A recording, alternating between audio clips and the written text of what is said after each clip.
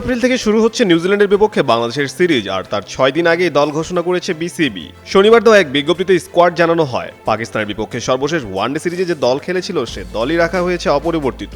অধিনায়ক হিসেবে থাকছেন মেহেদী হাসান মিরাজ, আর সহ অধিনায়ক নাজমুল হোসেন শান্তর নেতৃত্বেও আসেনি কোনো বদল। যদিও দলের কয়েকজন ক্রিকেটার এখন পিএসএল-এ ব্যস্ত, তবু সিরিজের গুরুত্বের কারণে মুস্তাফিজুর রহমান, শরীফুল ইসলাম, নাহিদ রানা ও রিশাদ হোসেনকে দলে রাখা হয়েছে। মুস্তাফিজ সিরিজ শেষে আবার পিএসএল-এ ফিরে যাবেন। 2027 বিশ্বকাপের লক্ষ্য সামনে রেখে এই সিরিজকে বেশ গুরুত্বপূর্ণ হিসেবেই দেখছে বাংলাদেশ। র্যাঙ্কিংয়ে শীর্ষ 9 জায়গা নিশ্চিত করতে এখন থেকে প্রতিটি ম্যাচে গুরুত্ব দিচ্ছে টাইগাররা।